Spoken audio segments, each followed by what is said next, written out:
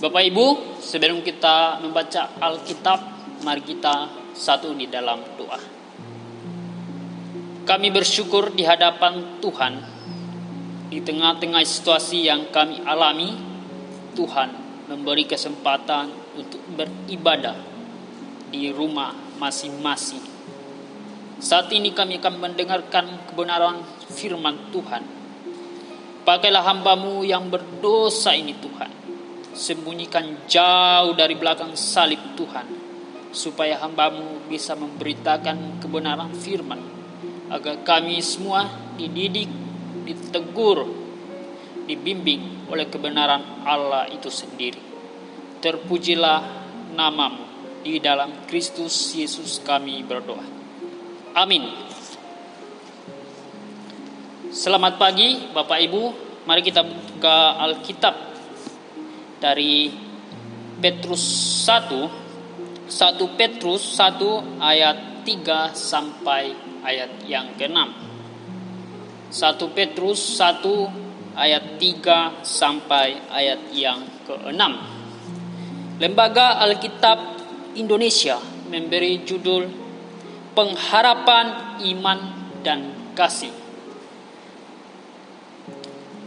Terpujilah Allah dan Bapa Tuhan kita Yesus Kristus, yang karena rahmat-Nya yang besar telah melahirkan kita kembali oleh kebangkitan Yesus Kristus dari antara orang mati kepada suatu hidup penuh pengharapan, untuk menerima suatu bagian yang tidak dapat binasa, yang tidak dapat cemar, dan yang tidak dapat layu, yang tersimpan di sorga bagi kamu, yaitu kamu yang dipelihara dalam kekuatan Allah karena imanmu, sementara kamu menantikan keselamatan yang telah tersedia untuk dinyatakan pada akhir zaman.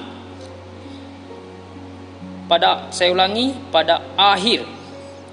Bergembiralah akan hal itu, sekalipun sekarang ini kamu seketika harus berduka cita oleh berbagai pencobaan. Selamat pagi, salam sejahtera bagi kita semua. Sidang jemaat yang terkasih dalam Tuhan, kita kembali mengucap syukur di hadapan Tuhan.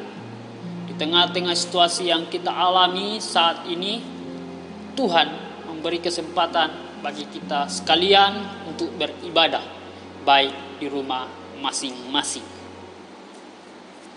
Bapak Ibu sidang jemaat yang terkasih dalam Tuhan, tetap jaga pola hidup yang baik, pola hidup sehat, dan yang paling penting adalah tetap berdoa, dan jangan pernah takut untuk menghadapi situasi sekarang ini. Jangan takut berlebihan Bapak Ibu, supaya kita tetap bersukacita di dalam Tuhan. Dan yang paling penting lagi, kita tetap mengikuti himbauan dari pemerintah, supaya kita boleh sehat selalu dan boleh berkumpul lagi di rumah Tuhan dan beribadah bersama-sama. Bapak Ibu, minggu ini kita masih dalam situasi akan peristiwa kebangkitan Yesus Kristus. Dan beberapa hari yang akan datang, kita memperingati Yesus naik ke surga. Selama 40 hari, Yesus Kristus memberitakan mengenai kebangkitannya beserta murid-murid yang lain. Bapak Ibu sidang jemaat yang terkasih dalam Tuhan, dalam perikop yang kita baca pada pagi ini, saya memberi tema pengharapan dalam kebangkitannya. Pengharapan dalam kebangkitannya. Surat Petrus ini ditulis oleh Petrus sendiri, di mana ditujukan kepada orang-orang pendatang yang tersebar di Pontus, Galatia, Kapadokia, Asia Kecil, dan Bitinia. Ini adalah seruan isi hati Petrus yang melihat orang-orang melihat jemaat Tuhan, melihat orang percaya yang sedang dalam tekanan besar karena pengajaran dari orang Yahudi dan juga budaya lokal. Petrus sangat prihatin dengan keadaan mereka, sehingga Petrus menulis suratnya ini. Bapak Ibu sidang jemaat yang terkasih dalam Tuhan, di pasal yang ketiga, ayat yang ketiga, Petrus berseru, katakan, terpujilah Tuhan. Terpujilah Tuhan. Petrus mengawali teks ini menandakan bahwa Petrus mengakui benar di hadapan Tuhan bahwa Tuhan itu adalah sumber segala sesuatu. Tuhan adalah sumber kekayaan rohani. Dan kekayaan rohani itu tetap tersedia bagi orang-orang yang setia di hadapan Tuhan. Kekayaan rohani itu akan diwariskan kepada setiap orang yang benar-benar sungguh mengikut Tuhan. Pembaca Petrus sangat-sangat harus mengerti tentang ini, supaya mereka melangkah dengan penuh pengharapan, karena mereka bisa tahu bahwa Yesus telah bangkit. Sekalipun mereka menghadapi pencobaan, mereka menghadapi ujian dan tantangan hidup, begitupun yang kita alami saat ini, Bapak Ibu. Kita dalam tekanan, dalam situasi yang kurang baik, tapi Allah janjikan keselamatan itu tetap tersedia bagi orang yang percaya di hadapan Tuhan. Petrus melihat bahwa dosa telah berakibat fatal bagi manusia. Masa lalu manusia dengan dosa tidak dapat diselesaikan. Untuk itu Yesus Kristus turun ke dunia sebagai anak Allah, sebagai korban, sebagai penebus dosa, untuk menebus semua manusia. Karena dosa itu sudah menjadi kutuk bagi manusia, dan dosa itu menghalangi manusia masuk ke surga, sehingga Allah menyelesaikannya di atas kayu salib. Yesus Kristuslah menjadi korban terakhir. Ada pertumpahan darah di atas kayu salib. Itu menandakan bahwa Yesus telah menyelesaikan akan dosa ini. Terlihat benar bahwa Yesus mengatakan di atas kayu salib, sudah selesai. Artinya Yesus mengakhiri dosa itu, dan kita boleh kembali kepada Allah. Melalui kebangkitan Yesus dari antara orang mati, Allah telah memutar kembali kehidupan kita. Allah telah memperbaharui kehidupan kita, mengatur kembali kehidupan kita dari awal sejak manusia diciptakan. Allah memperbaharui sesudah manusia jatuh dalam dosa, sehingga manusia itu seperti dahulu kala yang bisa berhubungan dengan Allah. Saudara-saudaraku yang terkasih dalam Tuhan, bukti dari hasil pembaharuan Allah bahwa hasilnya adalah hidup yang dipenuhi dengan harapan besar di hadapan Tuhan,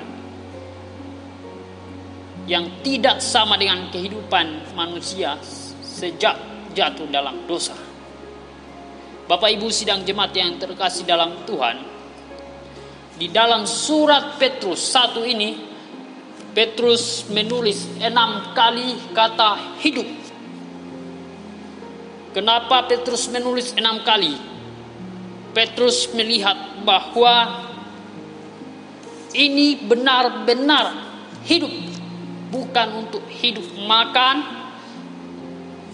besar, bekerja, meninggal, dan sesudah itu tidak ada lagi kehidupan yang lain. Tapi Petrus menekankan ini lebih daripada yang kita kira. Petrus menekankan bahwa hidup yang penuh sungguh-sungguh, nyata, pasti, tidak kosong, tidak palsu, tidak tipu-tipu. Petrus menekankan inilah hidup yang kita cari selama hidup di dunia, adalah kehidupan yang kekal. Artinya, Bapak Ibu sidang jemaat yang terkasih dalam Tuhan, melalui kebangkitan Yesus, Allah telah mengatur kembali kehidupan kita. Ada perubahan, ada pengharapan di dalam kehidupan Kristus. Allah telah membawa warisan masa depan bagi kita. Ini sungguh-sungguh hebat. Kita harus bangga punya Allah yang telah membuktikan dirinya bahwa Ia hidup dan Ia telah mengalahkan maut dan Ia telah menyelesaikan dosa kita di atas kayu salib.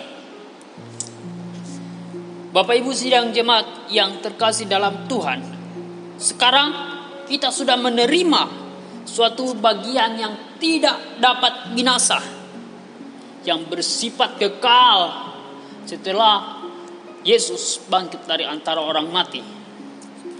Bagian yang pertama adalah bagian yang tidak dapat binasa, suatu warisan yang tidak dapat rusak atau mengkerut, seperti buah masa yang terlalu lama disimpan untuk dijadikan benih. Bapak Ibu, kalau benih itu bisa ditanam, dan setelah ditanam bisa menghasilkan buah, dan setelah itu bisa dijadikan benih lagi, dan begitu selanjutnya. Ini akan terus menerus dan tidak akan pernah binasa. Bagian yang kedua adalah bagian yang tidak dapat cemar. Benih yang disimpan di tempat yang aman, yang terlindungi dan tidak kotor, sehingga menjadi ransum. Bapak Ibu tahu pasti ransum. Ransum itu adalah makanan siap saji yang biasanya dibawa oleh tentara ketika dalam berperang. Ini sangat-sangat aman, terlindungi, dan bersifat jangka panjang. Dan ya, bagian yang ketiga adalah bagian yang tidak dapat layu. Ini yang sangat-sangat penting, bahwa mahkota yang kita terima dari Allah ketika kita benar-benar setia, sungguh-sungguh beriman, Allah akan memberikan mahkota itu. Dan mahkota itu tidak akan pernah layu, karena mahkota itu tersimpan di kehidupan yang kekal di kerajaan surga. Bapak Ibu sidang jemaat yang terkasih dalam Tuhan, sekarang keselamatan itu telah kita terima melalui kebangkitan Yesus. Pengharapan itu kita sudah terima melalui kebangkitan Yesus. Ada pengharapan besar di dalam janji Tuhan. Ada janji-janji Tuhan yang luar biasa. Allah telah mengadopsi kita menjadi anak. Allah telah menjadikan kita anak. Itu sangat-sangat luar biasa Bapak Ibu. Allah kita luar biasa. Dia mengadopsi kita menjadi anak yang begitu berdosa ini. Allah begitu sungguh-sungguh menyayangi kita. Dan pada akhirnya, di akhir zaman, kehidupan kekal itu akan diwariskan kepada kita.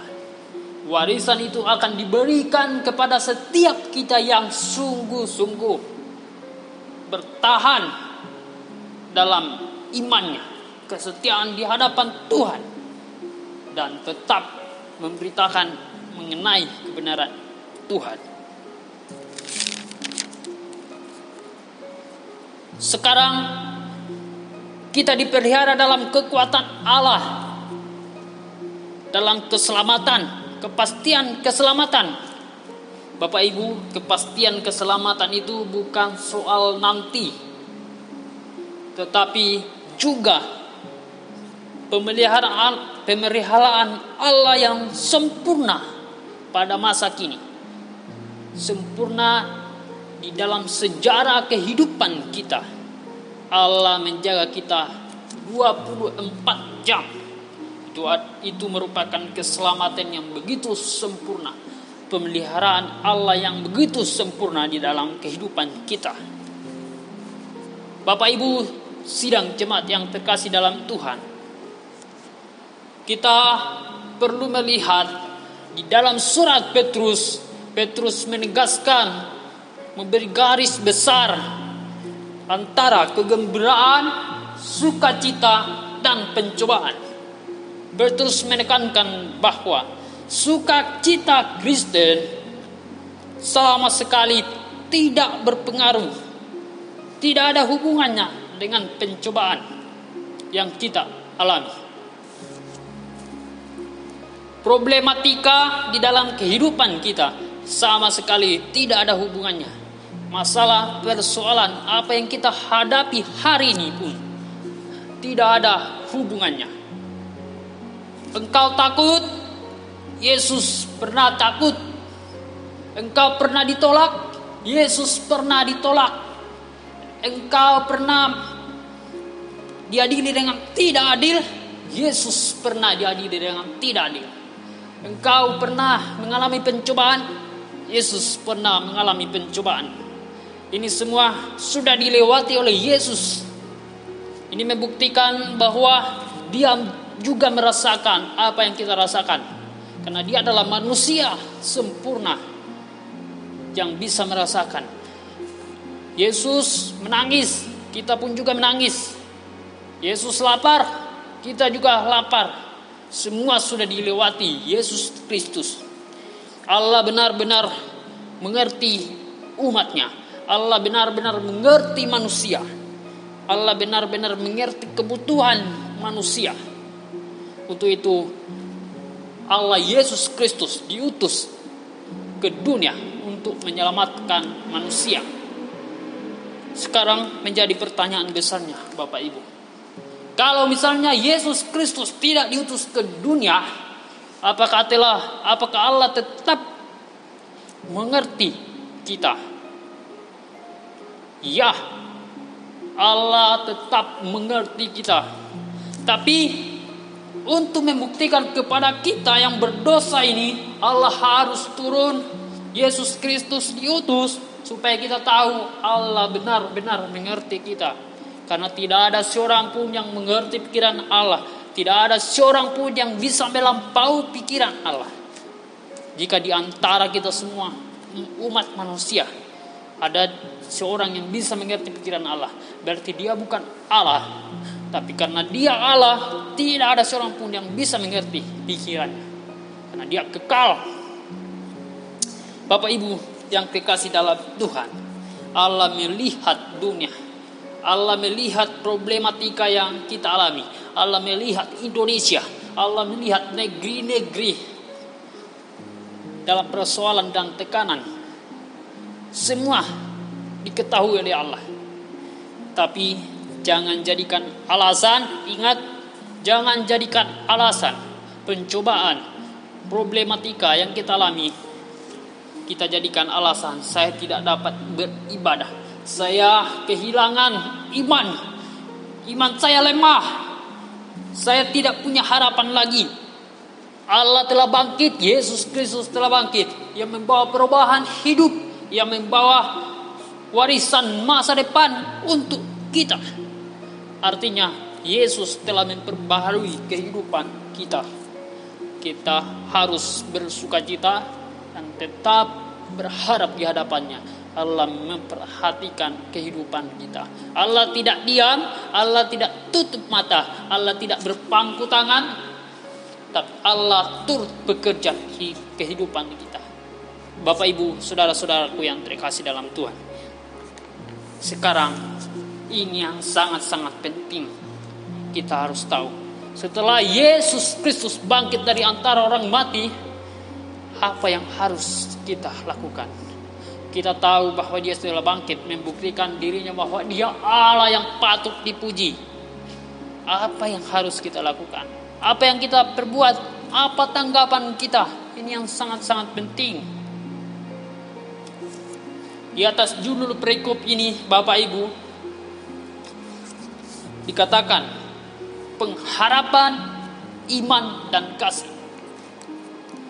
Sesudah Yesus bangkit dari antara orang mati, kita punya harapan besar untuk memiliki hidup yang kekal. Kita punya harapan besar untuk mendapatkan mahkota itu. Setelah kita punya harapan, kita imani harapan itu. Sekali lagi, iman itu sangat-sangat penting, Bapak Ibu. Bapak Ibu, kalau misalnya baca dalam pembacaan kita pada saat ini, Bapak Ibu pasti temukan di ayat ke-7, iman itu jauh lebih penting, jauh lebih murni daripada emas. Karena itu iman sangat-sangat penting.